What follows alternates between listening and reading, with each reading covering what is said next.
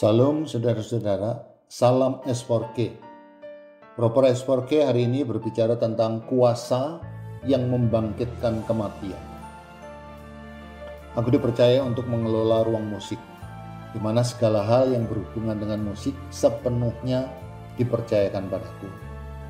Dari kebutuhan alat-alat musik sampai dengan penggunaannya. Suatu saat, gitar yang aku punya di rumah, senarnya harus diganti. Karena di ruang musik di tempatku bekerja banyak senar, maka aku berinisiatif mengambil untuk aku bawa pulang. Setibanya di rumah, dengan bangganya aku bilang sama istri kalau aku dapat senar gratis dari tempat aku bekerja. Di luar dugaan, reaksi istriku justru tidak suka. Bahkan ucapannya membuat aku tersinggung. Balikin Pak, itu bukan hak kita. Itu akan menghambat berkat keluarga. Awalnya aku marah dengan pernyataan istriku. Karena banyak orang melakukan hal yang sama. Orang akan memaklumi apa yang aku lakukan karena aku punya kewenangan untuk mengeluarkan barang-barang dari ruang musik.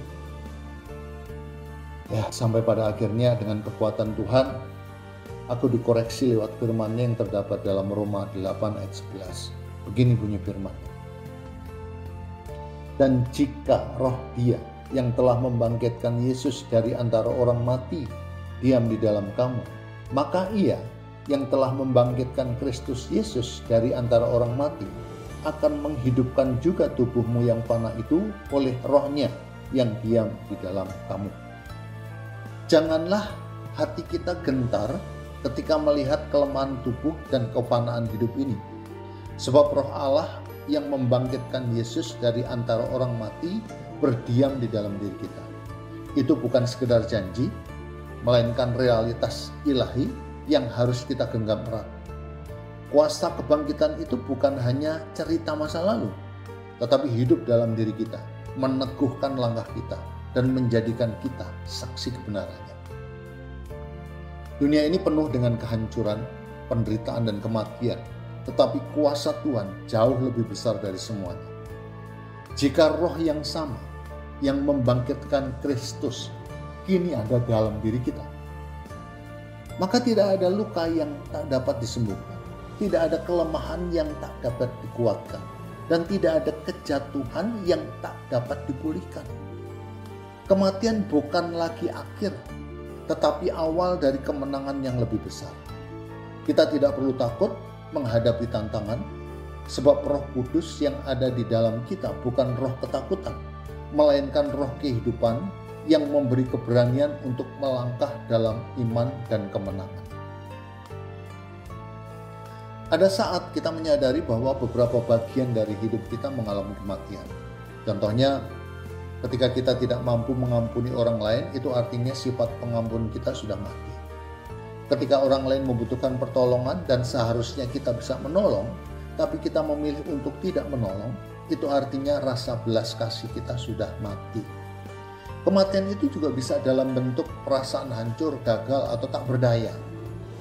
Tetapi jangan lupa bahwa kuasa yang sama yang membangkitkan Kristus sedang bekerja di dalam kita.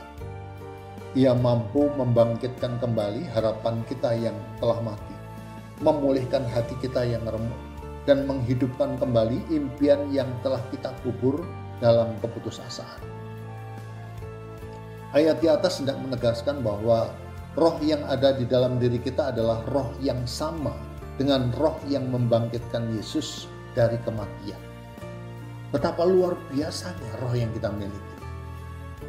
Namun seringkali kita mengabaikan keberadaan roh yang tinggal di dalam diri kita. Kita tidak melibatkan roh Allah untuk memberi perlindungan. Kita tidak melibatkan roh Allah untuk memberi pertolongan. Kita tidak melibatkan roh Allah untuk memberi jalan keluar. Kita tidak melibatkan roh Allah yang sanggup menghidupkan kita dari kematian untuk menghidupkan bagian dari diri kita yang mati. Firman ini menyatakan bahwa Tuhan sedang menaruh keinginannya agar aku menghentikan tindakan yang membuat sebagian hidupku mati. Aku telah mengalami kematian ketika aku mengambil barang yang bukan milikku demi kepentingan pribadi. Keinginan Tuhan menyadarkanku bahwa yang aku lakukan adalah sebuah tindakan pencurian. Kesadaranku sebagai seorang yang telah ditebus dan dimenangkan membangkitkan keberanian untuk mengakui kesalahan yang membuat aku mati rohani. Aku tak membiarkan dosa dan kelemahan menguasai diriku, sebab Roh Kudus telah menghidupkanku untuk berjalan dalam kekudusan dan kuasanya. Aku berjuang setiap hari dengan iman, sebab tubuhku yang panah ini bukan sekedar wadah sementara, tetapi tempat kediaman Roh Allah yang Maha Kuasa. Puji Tuhan, haleluya. Dengan pertolongan Tuhan, aku dimampukan untuk keluar dari kegelapan kepada terangnya yang ajaib. Dengan sukacita, aku bawa kembali senar itu dan aku taruh di tempat di mana aku telah mengambilnya. Roh yang ada dalam diriku telah menghidupkan bagian dari diriku yang mati dan telah memberi keberanian untuk melangkah dalam iman dan kemenangan.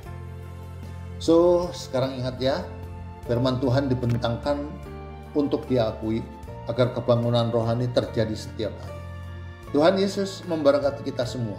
S4K, yes.